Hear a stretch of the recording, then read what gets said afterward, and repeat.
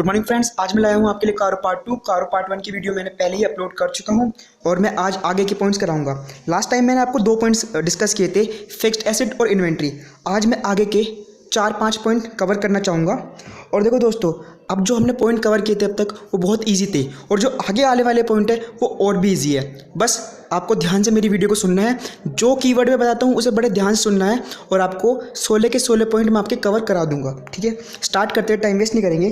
तो सबसे पहले मैं आपका पॉइंट कवर कराता हूँ, लोन्स, सिक्योर्ड लोन्स और अनसिक्योर्ड लोन्स। तो देखो दोस्तों, इसमें क्या होता है, लाइक आपने किसी को लोन कौन कौन से होते हैं, लोन होते हैं सिक्योर्ड, अनसिक्योर्ड। किसी पार्टी को दिया है, अब वो पार्टी कौन कौन सी है वो भी आपको ध्यान रखना है। कोई कंपनी हो, कोई फर्म हो, कोई LLP हो या अदर पार्टीज। ये अदर पार्टी किसकी बात करें, अदर पार्टी होती है रिलेटेड पार्टीज़। अब रिलेटेड पार्टी क्या होती है, उसके लिए आपको जाकर सेक्शन पढ़ना पड़ेगा कंपनी लॉ का कि रिलेटेड पार्टी कौन कौन सी होती है, वो आप पढ़ लीजिएगा। वो अभी हमारे लिए मायने नहीं रखता, हमारे लिए मायने रखता है जो कारों में पॉइंट आ रहे हैं वो हमें कवर करने हैं और एग्जाम में लिख कर आने हैं। ठीक है, तो सबसे पहले हम दोबारा बताऊँगा, अगर आपने यहाँ पर लोन देने की बात हो रही है, if the company has granted any loans secured और अनसिक्योर्ड। अगर आपने किसी कंपनी ने एक लोन दिया है, कौन सा जी, सिक्योर्ड या फिर अनसिक्योर्ड, किसको दिया है, कंपनी को दिया हो, फर्म को दिया हो, LLP को दिया हो या किसी रिलेटेड पार्टी को दिया हो, तो अगर आपने दिया है तो 3 कंडीशन बनेगी। नहीं दिया तो कारो नॉट एप्लीकेबल। समझे आप लोग, अगर आपने लोन दिया ही नहीं तो सिंपल सी बात है, आप ऑडिट रिपोर्ट में एक ही चीज़ लिखेंगे, कारो नॉट एप्लीकेबल। दिया है, 3 बातें ध्यान रखनी पड़ेगी भाई आपको। पहली बात क्या है, whether the terms and condition of the grant of such loans are not prejudicial to the company's interest। ये क्या कहता है यार, आप देखो, आप अपने दोस्तों को पैसे उधार देते हो, 50 रुपया 100 रुपये उधार देते हो, आप उम्मीद क्या रखते हो कि मेरे को 100 के 100 पूरे देगा। अगर वह 80 देता है तो आपका इंटरेस्ट कम हो गया, आप अगली बार देना चाहोगे उसे, बिल्कुल नहीं दोगे। यही हो गया कि अगर कोई कंपनी लोन देती है किसी सामने वाली पार्टी को, तो ध्यान रखो जब आप टर्म्स एंड कंडीशन डिस्कस कर रहे हो ना, बता रहे हो, तो कोई भी ऐसा पॉइंट मत रख देना कि आपको अपना पैसा मिले ही नहीं या कम मिले या इंटरेस्ट रेट बहुत कम हो। तो ये टर्म्स एंड कंडीशन अच्छी होनी चाहिए, कंपनी के खिलाफ नहीं होनी चाहिए। पहला पॉइंट। देखो दूसरा पॉइंट क्या है, दूसरा पॉइंट कहता है whether the schedule of repayment of principal and payment of interest has been stipulated and whether the repayments or receipts are regular. Simple सी बात एक बोलता है, एक वो बताओ, हमारी किस्त होती है, बोलते इंस्टॉलमेंट। इंस्टॉलमेंट में क्या क्या आता है, हमारा प्रिंसिपल आता है, इंटरेस्ट आता है। क्या आता है हमारे इंस्टॉलमेंट में, प्रिंसिपल असल और इंटरेस्ट सूद, ये दोनों चीज़ आती है। क्या उसकी जो टाइमिंग है कि मंथली पेमेंट होगा, ईयरली पेमेंट होगा, वो सब स्टिपुलेटेड है ना, निर्धारित है ना। और जो आपकी किस्त मिलनी है वो रेगुलर भी है ना, है। अगर मंथली है तो मंथली मिल रही है ना समय पर, ये आपको ध्यान रखना है। 2 पॉइंट हमने कवर कर चुके हैं। तीसरा point, last point, important point है, ध्यान से सुनिएगा। If the amount is overdue, state the total amount overdue for more than 90 days and whether responsible steps have been taken by the company for recovery of principal and interest। क्या बोल रहा है भाई ये, आप मेरे से पूछोगे भाई ये पॉइंट इतना सारा पढ़ तो दिया पर बोल क्या रहा है, बताता हूँ भाई। यार आपकी किस्त मिलनी थी लेकिन आज 4 महीने हो गए, 4 महीने पुरानी किस्त नहीं मिली, तो जब अगर नहीं मिली हो ना तो कंपनी को बताना पड़ेगा, रिपोर्टिंग करनी पड़ेगी कारों में। तो कितने दिन का समय दिया गया है, इसमें बोला गया है कि for more than 90 days. 90 days का मतलब 3 महीना मोटा मोटा, लेकिन आप 90 डेज़ ही लिखेंगे, 3 महीने नहीं लिखने, 90 डेज़ ही लिखने हैं। ठीक है ना, ये इंपॉर्टेंट चीज़ है, 90 डेज़। और 3 महीना हो गया लेकिन 90 डेज़ लिखेंगे क्योंकि लॉ में जो बात बोली है हमें वही लिखनी होती है। ठीक है, तो मैं दोबारा पढ़ूंगा वाला point. If the amount is over due, कह रहा है कि अभी तक अगर हमारा 3 महीने से ज़्यादा का अमाउंट नहीं मिला तो हमें कंपनी की ये रिकॉर्डिंग करनी पड़ेगी, हमें डाटा भेजना पड़ेगा, कारों में रिपोर्टिंग करनी पड़ेगी और ये भी बताना पड़ेगा whether reasonable steps have been taken by the company for recovery of the principal and interest. क्या कंपनी ने कोई कदम भी उठाए हैं रिकवरी के लिए। तो ये है पॉइंट और ये हमारा आज का पहला पॉइंट था जो मैंने जल्दी जल्दी कवर कर दिया है। और आपको बस क्या ध्यान रखना है, आपको जो मैं मेन कीवर्ड बताऊंगा ना आपको वो ध्यान रखना है। भूल जाइए, अगर आप सेंटेंस याद रखना चाहते हैं पेपर में वो नहीं रख पाएंगे। ठीक है, तो एक बार जल्दी से रिवाइज कराता हूँ पहले पॉइंट को। क्या होता है, देखो यहाँ पर लोन कंपनी दे रही है, ले नहीं रही। लेते हो तो लायबिलिटी होती है आपकी, देते हो तो एज एन आपकी एसेट है, आपको इसमें इंटरेस्ट मिलेगा।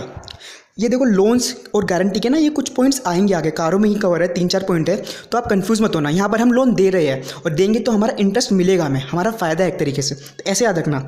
और जब आप लोन देते हो तो आपको इसमें 3 पॉइंट याद रखने हैं। पहला पॉइंट क्या है, आप कोई लोन दे रहे हो, उसकी जो टर्म्स एंड कंडीशन हो वो कंपनी के खिलाफ नहीं होना चाहिए, पहला बात।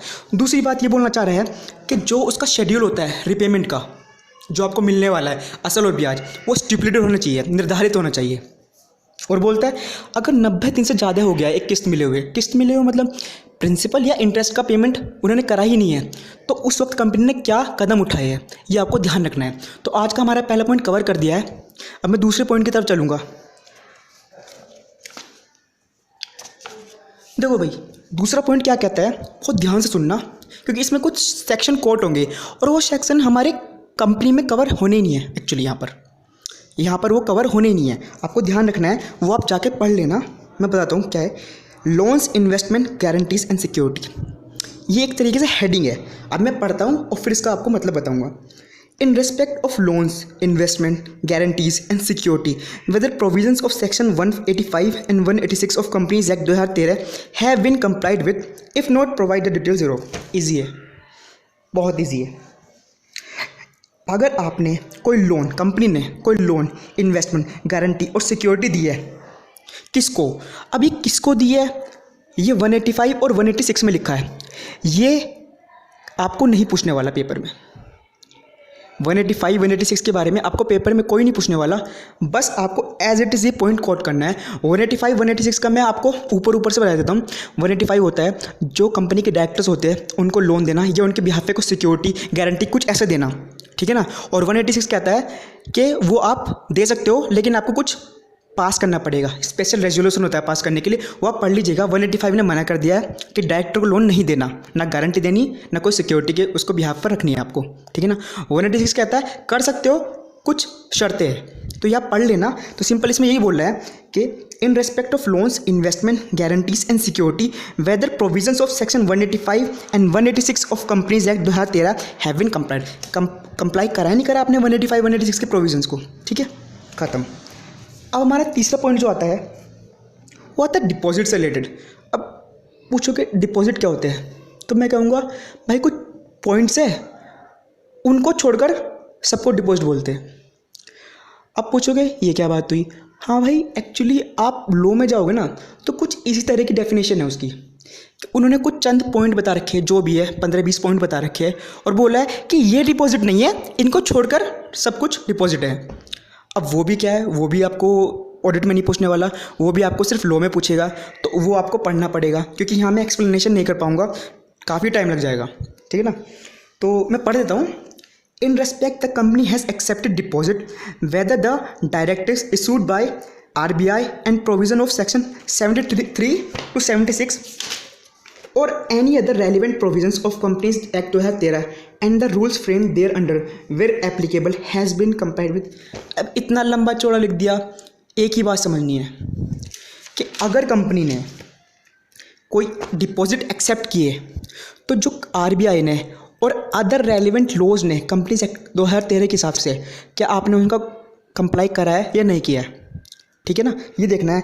और अगर आपने नहीं किया है तो सिंपल सी बात आपकी रिपोर्टिंग में आएगी पॉइंट नॉट एप्लीकेबल। आप किसी भी जाकर आप गूगल पर जाकर सर्च करना, किसी कंपनी की बैलेंस शीट सर्च करना और आप देखना उसके कार्य रिपोर्टिंग के बारे में पढ़ना, आपको पता चल जाएगा। अगर कोई पॉइंट एप्लीकेबल नहीं है तो वहाँ पर सिंपल लिखा आता है this point is not applicable, ठीक है। नेक्स्ट पॉइंट पे चलते हैं। अब ये बहुत इजी पॉइंट है, कॉस्ट अकाउंट। कुछ इस तरह आपने वर्ड सुना होगा, आपने जो IPCC कर रहे हैं बच्चे या इंटरमीडिएट कर रहे हैं, उन्होंने कॉस्ट अकाउंटिंग, इनको पूरा एक सब्जेक्ट होता है। तो यहाँ पर यही बोल रहा है, इसका कारों का नेक्स्ट पॉइंट बोल रहा है, जिसे मैं बताऊँगा 6th पॉइंट है, हम 6th पॉइंट पर आ गए हैं। तो बोल रहा है whether maintenance of cost records has been specified by the central government under section 148(1) of the companies act 2013 and whether such accounts and records have been so made and maintain. एक ही बात बोल रहा है, सेंट्रल गवर्नमेंट ने अगर किसी company पर उसे कॉस्ट रिकॉर्ड मेंटेन करना हो, क्या उसने रिकॉर्ड मेंटेन किया है या नहीं, एक बात बतानी है। अगर कॉस्ट रिकॉर्ड मेंटेन करना ही नहीं है तो क्या लिखा आएगा, नॉट एप्लीकेबल। करना है तो आपने रिकॉर्ड मेंटेन किया है या नहीं, ये बताना है, बस ख़त्म। देखो यहाँ पर आपको डीप नहीं जाना है, ये 16 पॉइंट है और 16 पॉइंट को बड़े ही ब्रीफ में मैंने समझा दिया है कारों में, आपको उसका ध्यान रखना है, आपको कहीं नहीं घूमना। जो मैंने पीछे आपको पॉइंट 185, 186 या 189 जो कि रिलेटेड पार्टी से है, ये आपको यहाँ पर याद नहीं करना है। इनकेस आप नहीं भी करते और आपने सिर्फ कारों के ये पॉइंट ध्यान रख लिए तो बहुत ठीक है, इतना बहुत है यार। आप एग्जाम में लिख कर आ जाए भाई, कोई प्रॉब्लम नहीं होने वाली आपको नंबर मिलेंगे। वो नहीं पूछने वाला 185 में कौन से डायरेक्टर को मना है, 186 में क्या करना पड़ेगा, कौन सा रेजोल्यूशन पास करना पड़ेगा, कुछ नहीं जानना आपको। लेकिन हाँ, आपको नॉलेज होनी चाहिए, उसके लिए आप जाकर पढ़ सकते हो गूगल पर, ठीक है। अब नेक्स्ट पॉइंट जो आता है यार, वो थोड़ा टिपिकल है। मैं चाहूँगा इसे थोड़ा बाद में समझाऊँ, छोटे छोटे पॉइंट कवर कर लूँ। उसके बाद में जो आपको एक बड़ा पॉइंट है जो कि स्टैट्यूटरी ड्यूज से रिलेटेड है, ये आपको मैं बाद में बताऊँगा। अब टेंशन मत लो, मैं आपको 16 के 16 पॉइंट कवर कराने वाला हूँ और आपको याद भी होंगे, ठीक है। चलो भाई, नेक्स्ट पॉइंट आते हैं। Whether the company has defaulted in repayment of loans or borrowings to a financial institution, bank, government or dues to debenture holders। अब ये क्या बकवास हो गई। आप बोलोगे भाई अभी अभी कुछ पॉइंट आया था ना, लोन्स और बोरोइंग्स का कुछ ऐसा आया था। भाई नहीं, मैं पहले ही बता देता कि वहाँ जो हमने लोन्स की बात करी है वो लोन्स एंड एडवांसेस है। वहाँ पर हमने सामने वाली पार्टी को लोन्स दिया है और वहाँ पर हमें इंटरेस्ट मिलेगा। लेकिन यहाँ उल्टा है, यहाँ हमने लोन लिया है, ये हमारी लायबिलिटी है, इसमें हमें इंटरेस्ट पेमेंट करना पड़ेगा। तो समझ में आ गया फ़र्क? समझ में आ रहा है ना? फ़र्क समझो। 16 पॉइंट जब याद होगा जब आपको फ़र्क पता होगा कि 16 के 16 पॉइंट अपने आप से अलग कैसे है ये एक दूसरे से, ठीक है ना। तो मैं पढ़ता हूँ, उसके बाद इसका मतलब समझाता हूँ। Whether the company has defaulted in repayment of loans और borrowings to a financial institution. कह रहा है कंपनी ने कोई डिफ़ॉल्ट मतलब क्या होता है? डिफ़ॉल्ट मतलब होता है कि वो रिपेमेंट ना कर पाया हो, उससे छूट हो गई हो, गलती हो गई हो, ऑफ लोन्स और borrowings to a financial institution. किस किस को? फाइनेंशियल इंस्टीट्यूशन को, बैंक, गवर्नमेंट और डिबेंचर होल्डर, है ना। बट डिबेंचर होल्डर जो होते हैं वो कंपनी के क्रेडिटर्स होते हैं, उनको भी एक स्पेसिफाइड रेट से हमें इंटरेस्ट देना पड़ता है, तो एक तरीके से वो भी लोन होता है ना। तो ये वही बोल रहा है कि कंपनी ने कहीं डिफ़ॉल्ट तो नहीं किया ना इन लोगों को पे करने में। नेक्स्ट आता है इफ़ येस, अगर आपने किया है, हाँ किया है, if yes the period and the amount of default to be reported. Simple सी बात है सर, मैंने 4 महीने से पे नहीं किया इंटरेस्ट, तो वो बताना है। और सर मैंने 1 लाख का इंटरेस्ट पे नहीं किया, वो बताना है। अमाउंट और कितने महीने से पे नहीं किया, ठीक है। ये आपको पॉइंट कवर होता है। देखो ज़्यादा डीप में जाने की ज़रूरत नहीं है आपको, बिल्कुल भी आपको डीप में नहीं उतरना। आपको 16 पॉइंट ये जो है अगर आते हैं कारों के पॉइंट एग्जाम में होते हैं, आपको इतना याद रखना है कि मुझे एज इट इज़ लिख देना है। और ये भी पॉसिबल नहीं है कि आपको हर एक सेंटेंस ईजी याद हो जाए। आपको हर एक सेंटेंस याद नहीं होने वाली, आपको कीवर्ड पकड़ने पड़ेंगे, ये किसके बारे में बात हो रही है। देन अगर आपने सीखा है तो पक्का पक्का आप पॉइंट लिख दोगे, ठीक है। आज का मैं लास्ट पॉइंट बता रहा हूँ, लास्ट पॉइंट कवर करा रहा हूँ। इसके बाद मैं नेक्स्ट वीडियो बनाऊँगा, 16 के 16 पॉइंट करेंगे, ध्यान सुनिएगा बस। नेक्स्ट आता है whether any fraud by the company और any fraud on the company by its officer और एम्प्लॉयज हैज़ बिन नोटिस्ड और reported during the year, if yes the nature and the amount involved is to be indicated. भाई देखो, इसमें fraud की बात कर रहे हैं, चाहे कंपनी ने किया हो या कंपनी के ऑफिसर ने कंपनी के साथ किया हो, ठीक है ना। फ्रॉड मतलब घपले की बात हो रही है यहाँ पर। या तो कंपनी ने घपला किया हो या कंपनी के ऊपर उसके किसी एम्प्लॉय ने, किसी ऑफिसर ने घपला किया हो, तो उसकी रिपोर्टिंग करनी है, ठीक है ना। पढ़ता हूँ दोबारा एक बार। Whether any fraud by the company company ने, और any fraud on the company by its officers और एम्प्लॉयज़, या ऑफिसर एम्प्लॉय ने कंपनी के साथ किया हो, हैज़ बिन नोटिस्ड और रिपोर्टेड ड्यूरिंग द ईयर, ठीक है। इफ़ येस, अगर हाँ, अगर हुआ ऐसे, the nature and the amount involved is to be indicated.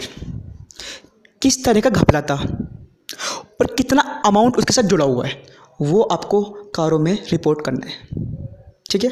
ये पॉइंट थे, मैं आपको बहुत जल्दी आपको ऊपर से इसका हेडिंग बता देता हूँ, क्या क्या पॉइंट हमने कवर कर चुके हैं। देखो, जो मैंने अपनी पहली वीडियो ड्रॉप की थी उसमें हमने 2 पॉइंट कवर की थी, फिक्स्ड एसेट और इन्वेंट्री। आज हमने करे कि कंपनी ने लोन्स दिया हो, सिक्योर्ड या अनसिक्योर्ड, किस किस को? कंपनी को, फर्म को, एलएलपी को, अदर पार्टी मतलब रिलेटेड पार्टी की बात हो रही है। नहीं दिया, बहुत अच्छी बात, नॉट एप्लीकेबल। दिया है, 3 बातें ध्यान रखनी पड़ेगी, 3 पॉइंट, और उसके कीवर्ड याद रखना। सबसे पहला टर्म्स एंड कंडीशंस, कंपनी के खिलाफ नहीं होनी चाहिए, ठीक है। दूसरा है जो आपको शेड्यूल प्रिंसिपल का और इंटरेस्ट का स्टिपुलेटेड मतलब निर्धारित होना चाहिए। तीसरा, 90 दिन से ज़्यादा पर अगर आपको कोई पेमेंट नहीं मिली, रीपेमेंट नहीं हुआ, किस चीज़ का भाई, किस चीज़ का, किस्त का, इंस्टॉलमेंट का। इंस्टॉलमेंट क्या क्या आता है, प्रिंसिपल भी आता है और इंटरेस्ट भी आता है। ये आपका पॉइंट था। नेक्स्ट हमने पढ़ा था in respect of loans, investment, guarantees and security whether provisions of section 185 और 186। 185 मैंने क्या बोला था कि डायरेक्टरों को आप लोन नहीं दे सकते, उसके बिहाफ पे कोई गारंटी नहीं दे सकते, उसको कोई सिक्योरिटी उसके बिहाफ पर रख नहीं सकते, ठीक है ना। 186 बोलता है हाँ कर सकते हो, कुछ कंडीशन फुलफिल करनी पड़ेगी। तो वही बोल रहा है, अगर दिया है ना, नहीं दिया नॉट एप्लीकेबल, दिया है तो 185 और 186 का कंप्लाइंस करना पड़ेगा, खत्म। ये वाला पॉइंट होता है। तीसरा हमने पढ़ा था डिपॉजिट के बारे में। डिपॉजिट क्या होते हैं भाई, डिपॉजिट वो होते हैं 15-20 पॉइंट है, उनको छोड़कर सब डिपॉजिट होता है। ये कंपनी लोग की भाषा है, आपको जाके देखनी पड़ेगी, क्योंकि ये पॉइंट आपको कारों में कवर नहीं करना। बस आपको ये देखना है अगर कंपनी ने कोई डिपॉजिट नहीं किया है एक्सेप्ट, खत्म, नॉट एप्लीकेबल। किया है तो जो आरबीआई की या अदर रेलिवेंट लॉ की कोई गाइडलाइंस है वो आपने कंप्लाई किया नहीं किया, इतना ध्यान रखना आपको। डिपॉजिट मेन वर्ड है, डिपॉजिट आपको ध्यान रखना है, ठीक है। नेक्स्ट उसके बाद हमने किया था यार, सिंपल सी बात है, कोस्ट पढ़ते हो ना, कॉस्ट अकाउंटिंग पढ़ी है ना, हर किसी पे एप्लीकेबल होती है नहीं, हर किसी को नहीं करनी। किसको करनी है यार, सेंट्रल गवर्नमेंट ने कुछ निर्धारित कर रखी है, कुछ कंपनी उनको करनी है, नहीं एप्लीकेबल है नॉट एप्लीकेबल, मतलब आपको रिपोर्टिंग करते वक्त लिखना है नॉट एप्लीकेबल नहीं है तो क्या आपने अच्छे से रिकॉर्ड मेंटेन किए हैं कॉस्ट के या नहीं, ये बताना है, खत्म बात। अब नेक्स्ट पॉइंट इसके बाद हमने कवर किया था यार, पिछली बार हमने बात की थी लोन, वहाँ पर हमने दिया था, वहाँ पर दिया था, यहाँ पर हमने लिया है एज एन लाइबिलिटी, इसमें हमें इंटरेस्ट पे करना पड़ता है। और हमने यहाँ पर किया था, किस किस को आपने किया होगा यार, आपने ना किसी financial institution, government, debenture holder भी तो क्रेडिटर्स होते हैं कंपनी के, कुछ सर्टेन रेट से हमें उन्हें इंटरेस्ट पे करना पड़ता है। तो आपने उसमें सिर्फ इतना पूछ रहा है, आपने कोई डिफ़ॉल्ट तो नहीं किया ना, आपने कोई डिफ़ॉल्ट तो नहीं किया ना पेमेंट करते हुए, ठीक है जी, ये बतानी है। अगर किया है तो क्या क्या बतानी, दो चीज़, कितने महीने का आपने नहीं पे किया और क्या अमाउंट था, लाइक 6 महीने से पे नहीं किया और 1 लाख का अमाउंट था, खत्म। नेक्स्ट आता है फ्रॉड। किस फ्रॉड की बात कर रहे हो भाई यार, आप मेरे से पूछोगे भाई बता दो सही किस फ्रॉड की बात कर रहे हैं। मैं बोलूँगा यार देखो, या तो कंपनी ने खुद ने फ्रॉड किया हो, या कंपनी के साथ किसी ने किया हो। किसने किया होगा भाई, कंपनी के एम्प्लॉयज़ होते हैं, ऑफिसर्स होते हैं, उन्होंने। तो फिर कारो, आप मेरे से पूछोगे कारो क्या कहता है, कारो कहता है यार इतनी सिंपल सी बात कहता है, अगर ऐसा कोई नोटिस किया हो तो उसकी रिपोर्टिंग करो। अच्छा क्या बताना पड़ेगा, कुछ नहीं बताना यार, तुम्हें कुछ नहीं बताना, क्या नेचर था उस फ्रॉड का और कितना अमाउंट इन्वॉल्व था, सिर्फ इतनी बात बतानी है। यही याद रखना है, कीवर्ड पकड़ने हैं भाई, सेंटेंस के सेंटेंस याद रखना आसान काम नहीं है, और पक्का पक्का 3 घंटे के एग्जाम में आप रख भी नहीं पाओगे। तो जब आपको कीवर्ड याद आएगा ना, अच्छा डिपॉजिट के बारे में हमने ये पढ़ा था, ऐसे ही एग्ज़ाम होगा, ऐसे ही नंबर मिलेंगे, सेंटेंस याद नहीं कर पाओगे, ठीक है। तो भाई यार मेरा आज का कारो पार्ट 2 की वीडियो में आपसे बोला था और मैं ला भी दूँ, मेरे हिसाब से मैंने अपना बेस्ट भी दिया है, आगे और अच्छी वीडियो बनाने की कोशिश भी करूँगा। और थैंक यू, लाइक कीजिए, सब्सक्राइब कीजिए और प्लीज़ शेयर कीजिए यार, मेहनत कर रहा हूँ, प्लीज़, थैंक यू।